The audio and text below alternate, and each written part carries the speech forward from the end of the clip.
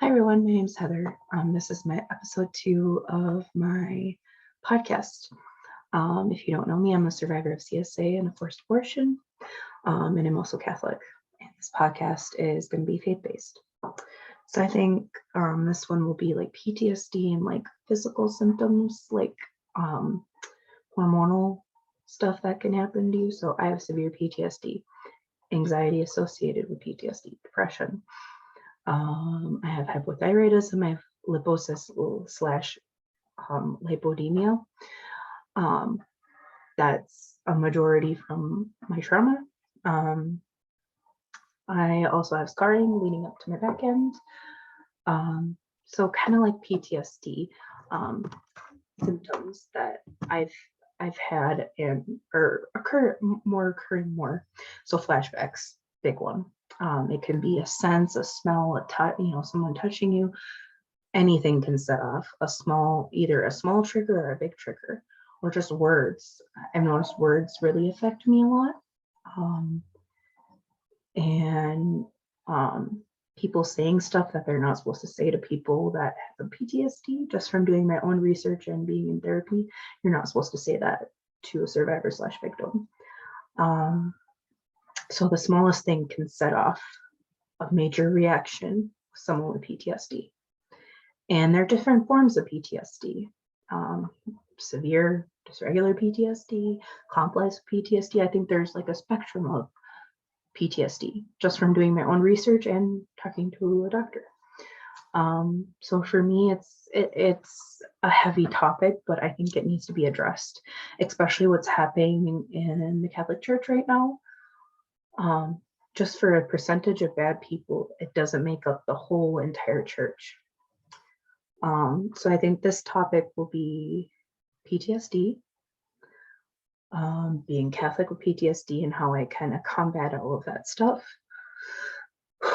And just a few other things, and the hormonal aspects of it. So I think I'll start off with what one priest did for me that the justice system didn't, because I had missing pieces to my puzzle. And I was scared to tell everything to the justice system. And in the end, they ended up siding with them over me.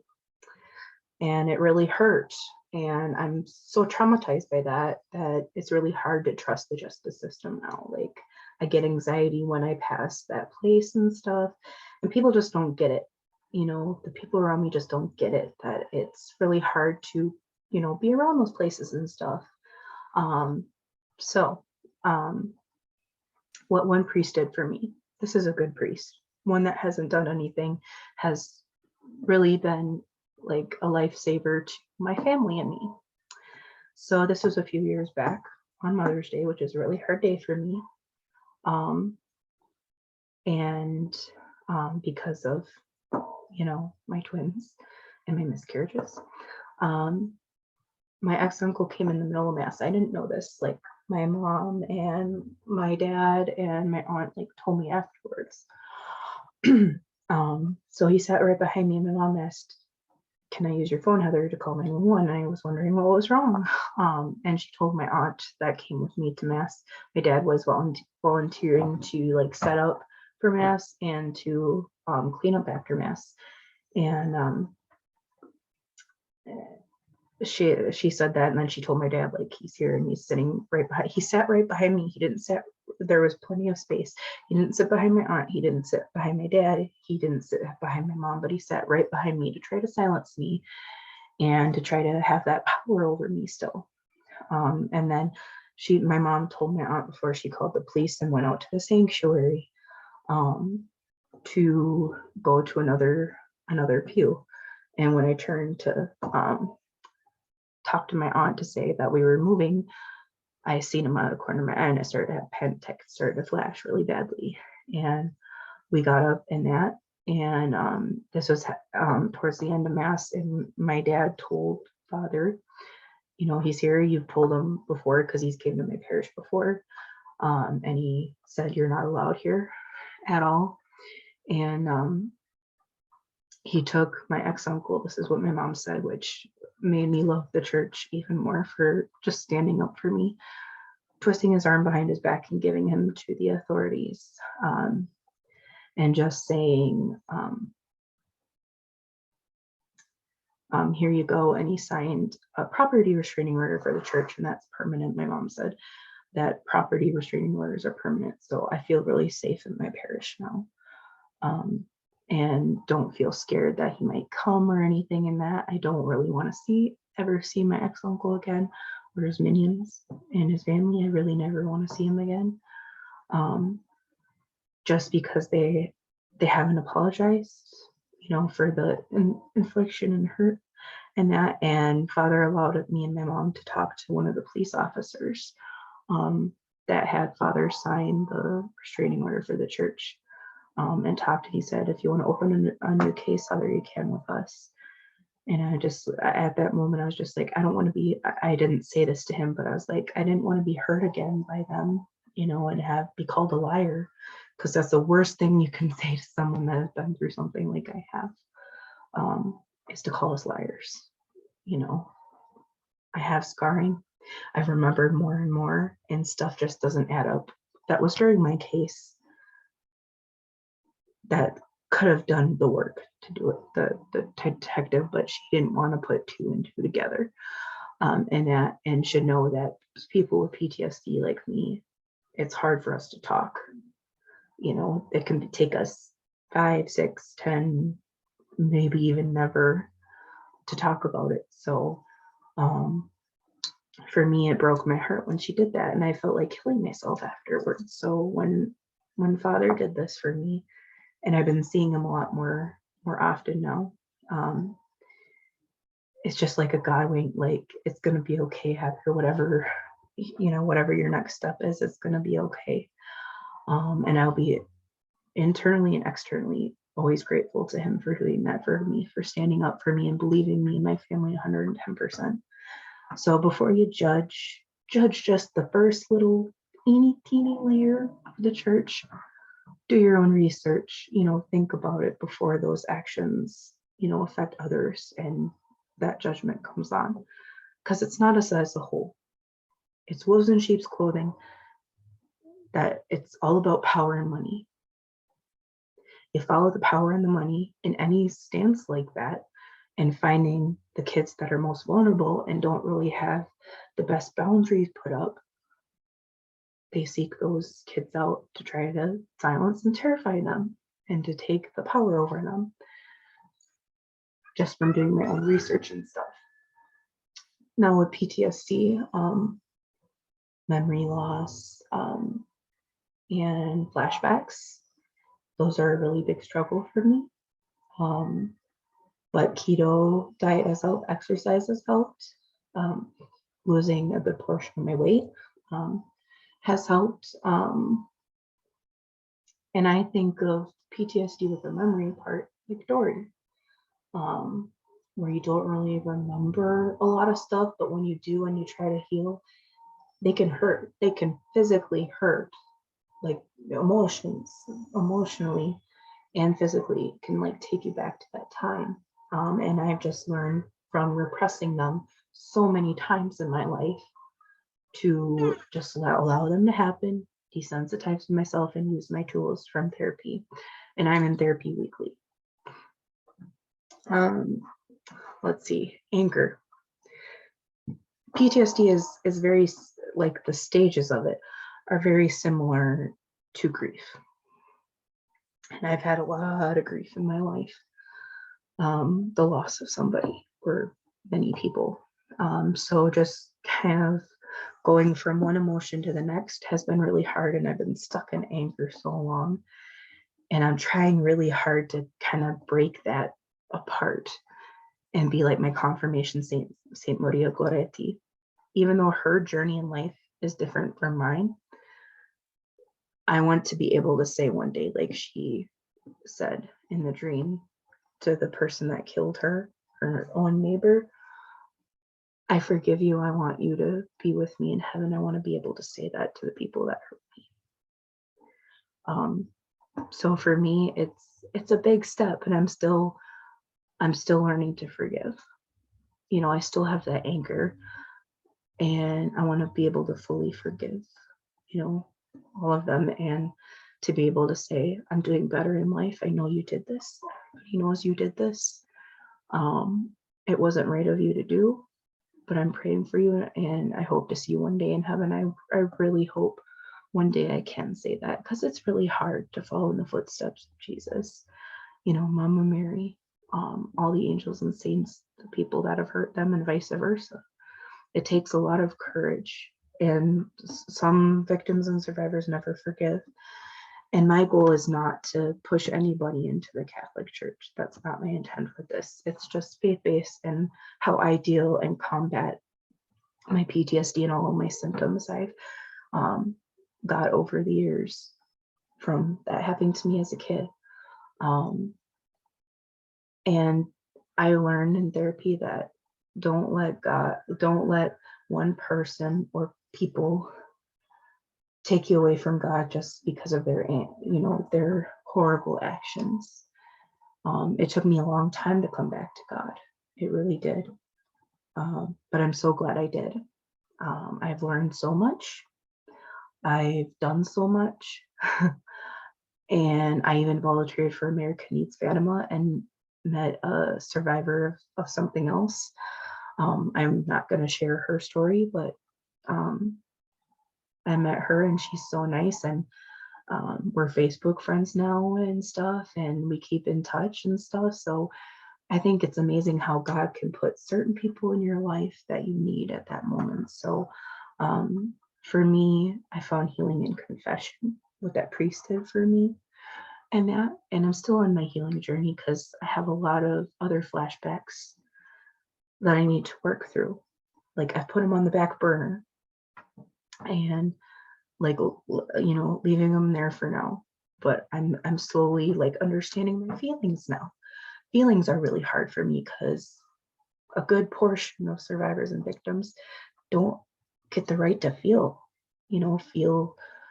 during that trauma and stuff, because silence that way. And that's why so many survivors and victims don't come forward till years and years later, or never come forward, because scared and afraid, and who's gonna believe me, kind of stuff. It's sad but true. So being more in touch with my feelings. So at church, because it happened in the CC Catholic Church multiple times, I've had a lot more flashbacks now in church. So I've had to use my tools, and I just get up and I go to the bathroom, wash my hands, and try to desensitize myself and be present in Mass as best as I can. And when I am in the physical church, I have to get up, and my body won't allow me to go back in. So I just stay out with the sanctuary, and there's the priest wears a microphone, so I can still hear and still see. My body won't allow me to go back in, and that's okay. I'm still present in Mass. I'm still paying attention and trying to learn as best I can and be most present and have my whole heart and soul into Mass. So those are big steps for me. And I just feel like, just because of my mental and emotional state during Mass, sometimes I'm not mentally and emotionally prepared for that. So I don't receive the Eucharist just because of my state of mind and my emotions, and that I want to be fully present and fully emotionally there in that. And I don't feel like that when I do have my flashbacks. So I have to take a step back and just be like, it's okay. You're going to be okay. And it's okay if you don't receive. Just because for me, it's really hard after that flashback to be okay and to step forward and receive Jesus. So for me, that's something I'm working on. Night terrors and waking up in the middle of the night. So I try to, pet my dog, because I sleep with my dog. She's kind of like my therapy dog before I had therapy. I told her everything, and she's been there for me with day one, with, chatting with her and stuff. And her we have this unbreakable bond that's not necessarily speaking, but we have like a special bond, me and my dog. And I loved her since the moment I laid eyes on her. She's just really special to me. But anyways, like with the night terrors and flashbacks, I try to pet my dog, try to use my tools, and I try, if that doesn't work, I try to say a glory be our Father and a Hail Mary. And if that doesn't work, I try to put on music or actually physically try to get up and like walk around and change a setting and just kind of desensitize myself from my emotions. So the hormonal aspects of it, I have hypothyroidism, and I've talked to my doctor, done my own research, and he agrees that it's from my trauma. And it's where your hormones are constantly in fight or flight. So they're like this all the time. And that's what it was like for me, constant fight or flight, fight or flight, fight or flight, fight or flight. So I've managed that with keto and with losing some weight, and just kind of trying to heal from my stuff. So really trying to get those and being on medication for it. I have lipodemia. There's no cure for that, unfortunately. But just exercising, drinking plenty of water, doing compression once in a while and stuff. I have scarring leading up to my back end. I'm going to get like the full examination for that here, and I'm hoping soon I will be able to. But I would want to be put under because I don't think I could take being awake for that.